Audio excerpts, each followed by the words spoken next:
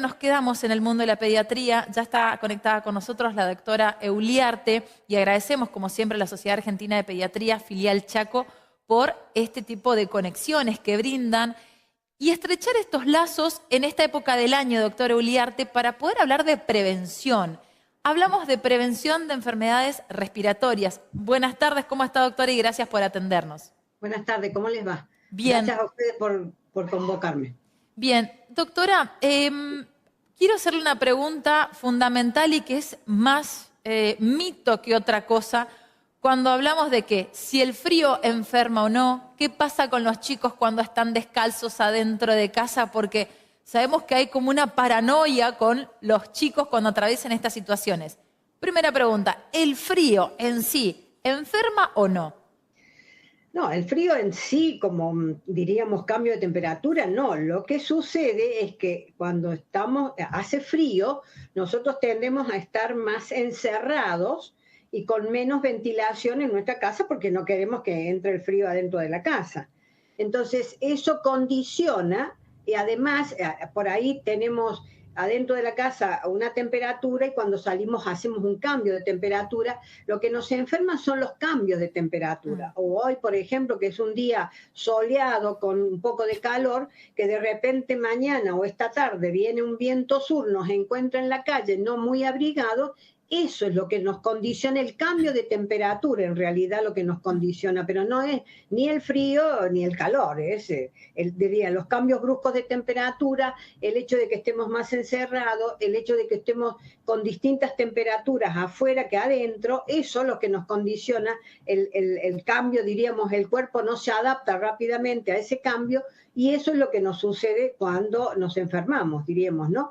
Esto pasa sobre todo en el invierno, porque al estar más encerrado, si ustedes se fijan, los colectivos tienen casi todas las ventanas todas cerradas, porque hace frío, y nadie quiere enfriarse cuando va viajando en el colectivo, y eso también condiciona que si hay alguien enfermo dentro del colectivo, al no haber ventilación, sea más fácil el contagio.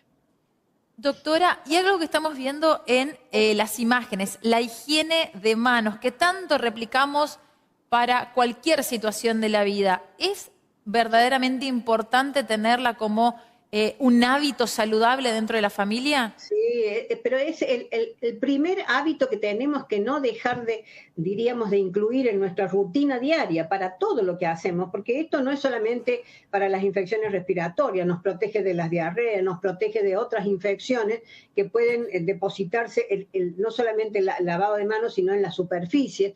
Todo eso contribuye a que nosotros bajemos la carga de virus, bacterias que normalmente llevamos en las manos, porque imagínense, uno para bajarse del colectivo tiene que tocar los pasamanos y los pasamanos han sido tocados por muchísima gente con distintas infecciones, gente que quizás no haya tenido la precaución de estornudar o toser en el codo y lo hace en la mano. Bueno, en la mano es un modo de transmisión de montones de bacterias.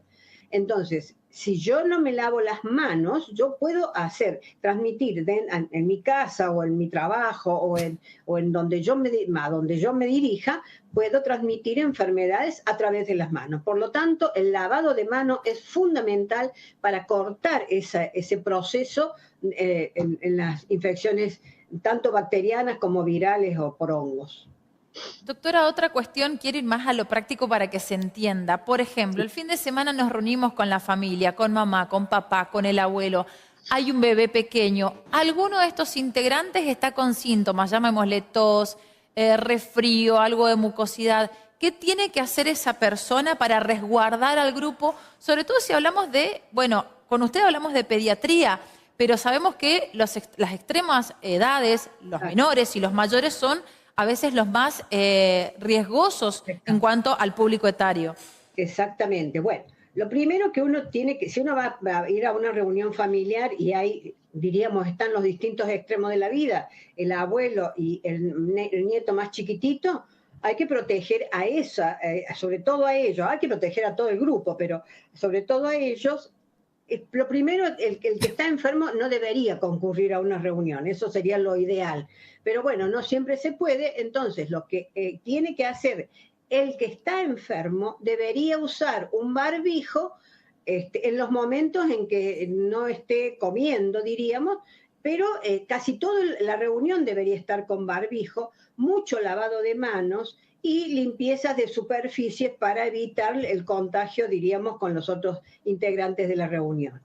Y sobre todo, los integrantes de la reunión, tanto los más chiquititos como los más grandes, deberían estar bien protegidos con las vacunas de las que disponemos, las vacunas que tienen que estar al día, el carnet tiene que estar al día, porque tenemos todas las vacunas que nos protegen tanto de infecciones bacterianas como de infecciones virales.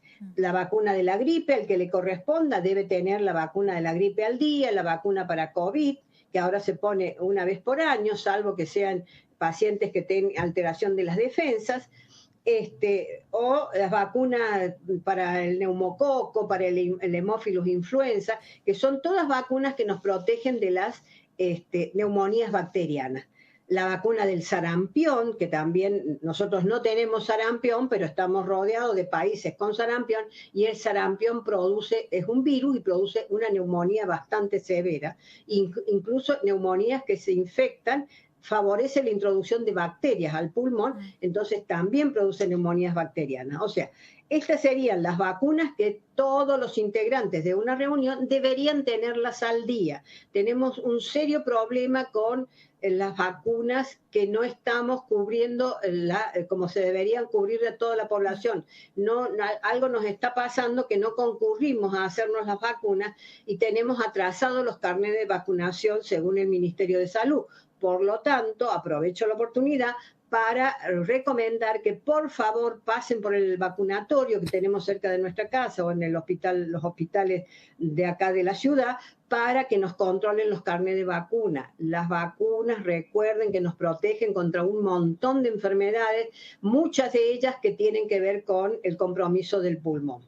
Así es que, y sobre todo los más chicos y los más ancianos, diríamos. Exactamente. Doctora, agradecemos mucho por su tiempo, por todas estas recomendaciones y a tenerlo en cuenta entonces para, bueno, las próximas reuniones cuando vamos al colegio y buenos hábitos como siempre hablamos aquí en Nuestra Salud. Exactamente. Muchas gracias a ustedes. Gracias. La doctora Cristina Uliarte, quien es especialista en infectología.